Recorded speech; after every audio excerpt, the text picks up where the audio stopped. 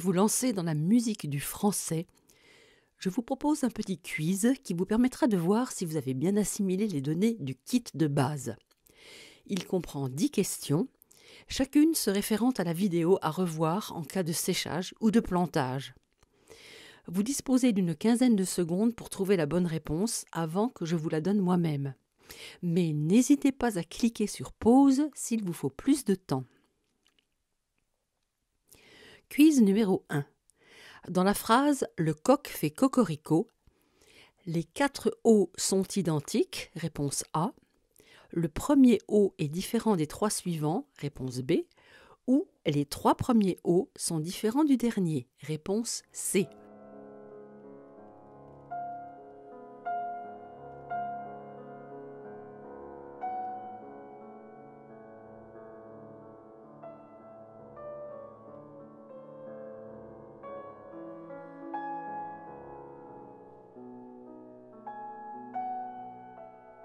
La bonne réponse est B. Le O de coq est mi-ouvert, O, tandis que les O de cocorico sont tous mi-fermés, O. Quiz numéro 2. Comment se prononce ce signe de l'alphabet coréen? G ou K, réponse A. O, réponse B. Ou N, réponse C.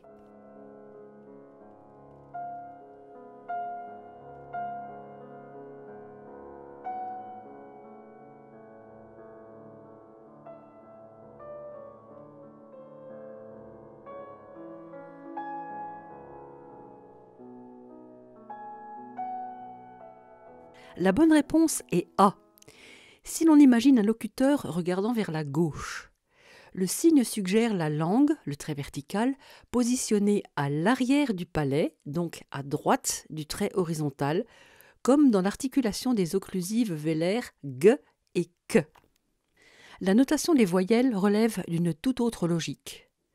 Pour le N, le signe suggère la langue positionnée à l'avant du palais, donc à gauche du trait horizontal, comme dans l'articulation de la nasale alvéolaire N.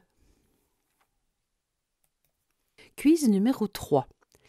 Dans quel ordre, de l'avant vers l'arrière, se succèdent les 3 colonnes qui passent par notre cou?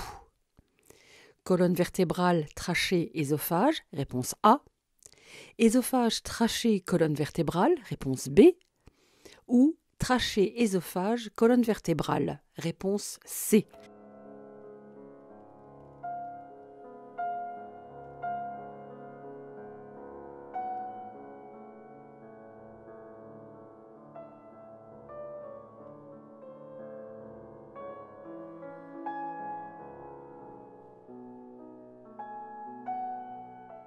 La bonne réponse est C, comme le montrent ces dessins du professeur Sla Ranouchi. À l'avant la trachée, puis en reculant l'œsophage, et enfin, à l'arrière bien sûr, la colonne vertébrale. Quiz numéro 4. Laquelle de ces 3 coupes sagittales, A, B et C, correspond à l'articulation du phonème ñ?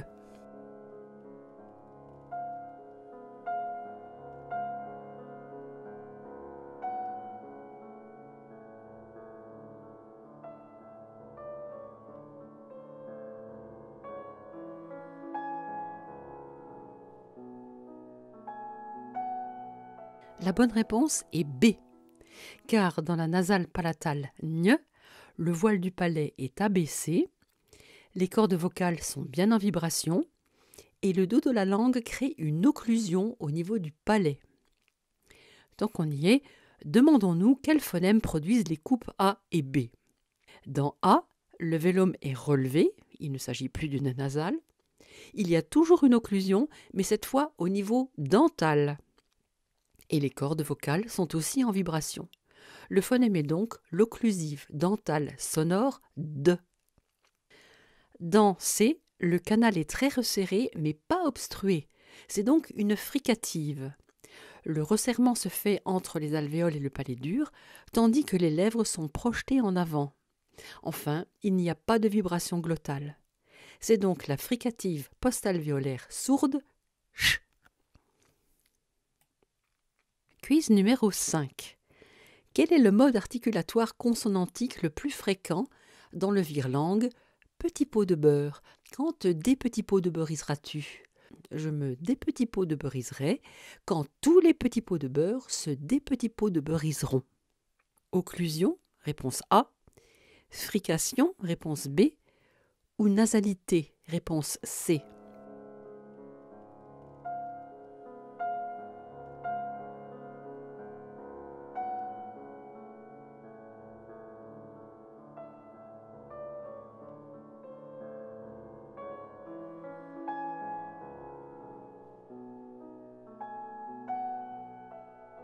La bonne réponse est A.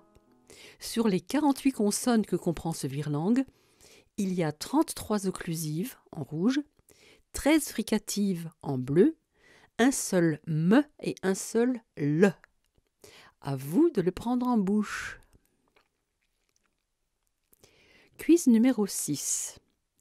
Si je vous demande de réaliser une roulée uvulaire, vous allez faire R, réponse A, R, réponse B, ou BR, réponse C.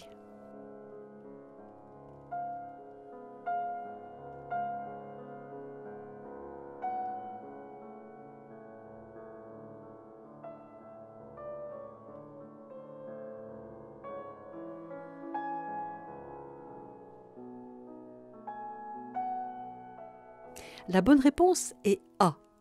La roulée uvulaire est le R, grasseyé de gr. Le R des chanteurs est une roulée alvéolaire et le BR sur lequel s'échauffent volontiers les mêmes chanteurs est une roulée bilabiale. Quiz numéro 7. Laquelle des 3 langues que vous allez entendre dans les extraits suivants contient-elle des voyelles nasales? A. Kavalcılar hep bir ağızdan uzak 1000 yıllık türküler çaldılar. B. Wenn der Herr die Gefangenen Zions erlösen wird, so werden wir sein wie die Träumenden. Ou C. Byłam wtedy kiepsko z forsą i zaszedłem na kolację do bardzo podrzędnej restauracyjki na Bulmiszu. La bonne réponse est C. Le polonais a 2 voyelles nasales, dont le on qui s'écrit A avec cédille et qu'on entend bien ici dans Z forsą A était du turc et B de l'allemand, 2 langues totalement dépourvues de voyelles nasales. Quiz numéro 8. Voici 4 interprétations différentes d'un court extrait de la mélodie de Fauré intitulée Mandoline. Les 2 premiers vers, les donneurs de sérénade et les belles écouteuses, qui font entendre la mi fermée antérieure arrondie E sur la note la plus aiguë de la mélodie, mi 4 dans le ton original de sol et la tessiture originale de la dédicataire, la princesse de Polignac. Ces interprètes sont le baryton basse José Van Damme, qui la chante en Fa, donc avec ce E sur Ré 3, le baryton Martin Camille Morane, qui la chante en Sol, donc avec ce E sur Mi 3, le contre-ténor Philippe Jarouski, qui la chante en Fa, mais une octave au-dessus de Van Damme, donc avec ce E sur Ré 4, et la soprano Elie Hameling, qui la chante en La bémol, donc avec ce E sur Fa 4. Voici la question. Quelle est l'interprétation qui éloigne le plus la mi fermée antérieure arrondie de son timbre E?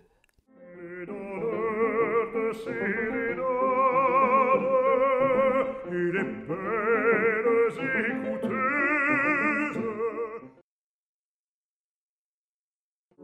Les donneurs de sérénade et les belles écouteuses.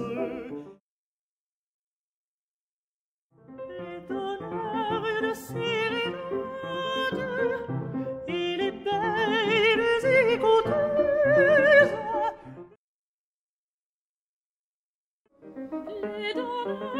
de sérénade.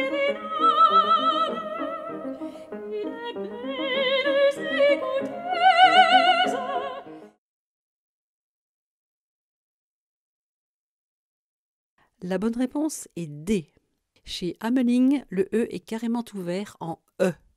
Chez Van Damme, le E tire un peu sur le E, dont le deuxième formant est un peu plus aigu. Les meilleures prononciations sont celles de Moran, l'interprète de Péléas, qui veille tant à bien prononcer que son E est un peu sacrifié sur le plan de la sonorité, et surtout Jarouski, sans doute parce qu'il a très bien choisi son ton de transposition. Sur ce choix cornélien entre bonne prononciation et bonne sonorité, vous aurez bientôt l'avis éclairé de la soprano Mélanie Mousset, car je terminerai chaque playlist en invitant un ou une spécialiste de la voix, parler ou chanter. Quiz numéro 9. Combien y a-t-il de façons d'écrire le son S en français ? 4, réponse A, 8, réponse B, ou 12, réponse C.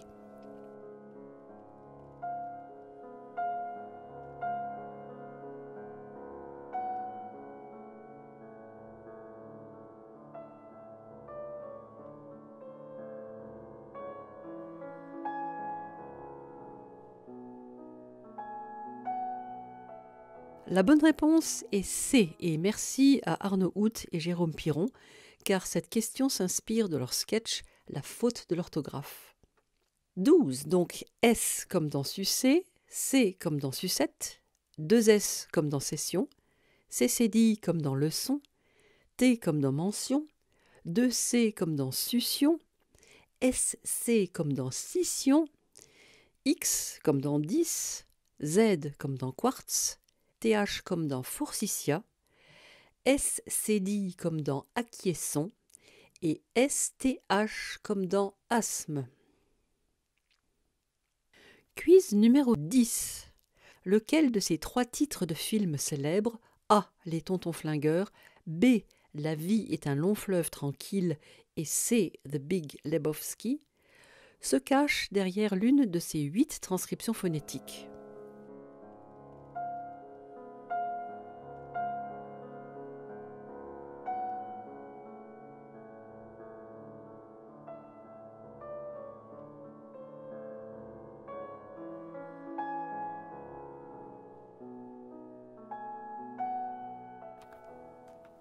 La bonne réponse est A. Les Tontons Flingueurs, cachés derrière la transcription numéro 8. Profitons-en pour décrypter les 7 autres transcriptions. Vol au-dessus d'un nid de coucou, L'Odyssée de l'espace, Monty Python et le Sacré Graal, Il était une fois en Amérique, Le Bon, la Brute et le Truand, Les Valseuses et Orange Mécanique. Voilà, la première playlist est presque terminée. Il ne manque que mon entretien avec Mélanie Mousset. À bientôt dans la musique du français.